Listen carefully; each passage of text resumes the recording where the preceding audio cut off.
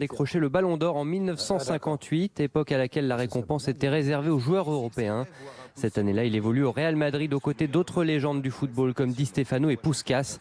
Avec eux, il remportera 3 fois la prestigieuse Coupe d'Europe des clubs champions en 57, 58 et 59. Avant et après son expérience madrilène, il fera les belles années du Stade de Reims, son club de cœur avec lequel il sera sacré 4 fois champion de France. Sélectionné 45 fois en équipe de France, Raymond Kopa a inscrit 18 buts avec les Bleus. Il a également été élu meilleur joueur du Mondial 58 lors duquel la France a terminé 3e. Il s'est éteint à l'âge de 85 ans. Il était hospitalisé depuis dimanche à Angers. Il avait 85 ans, les réactions sont extrêmement nombreuses, à commencer par un communiqué de l'Élysée. Il alliait l'intelligence du jeu à une technique remarquable, dit l'Élysée.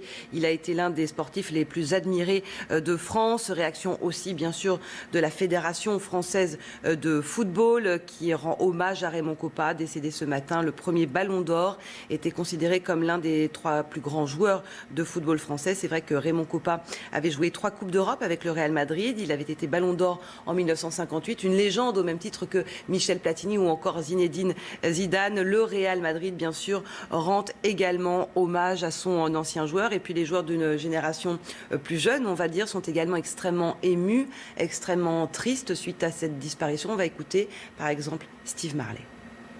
À l'époque, le football professionnel n'était pas ce qu'il était aujourd'hui. C'était souvent des gens qui venaient du monde ouvrier. Je crois que c'était le cas pour Raymond Kopa. Donc, ce que je retiens de sa carrière, ce que ça évoque pour moi, c'est surtout l'exemplarité, la persévérance qu'il fallait aussi pour être footballeur dans ces moments-là, dans cette période-là, pardon, et puis surtout aussi forcément la très longue carrière dans des clubs, le Real de Madrid, et puis Reims, ce qui était le top à l'époque.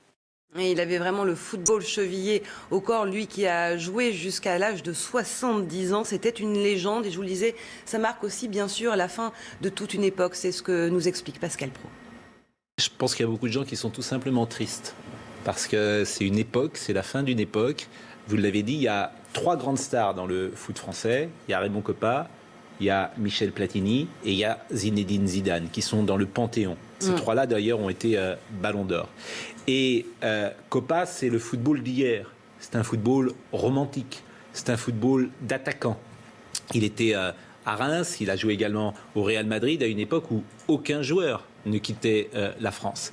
Et il incarne une époque, une proximité où le sportif était aimé des supporters et des Français. Il n'y avait pas d'argent, il y avait des valeurs. Il y avait moins d'argent.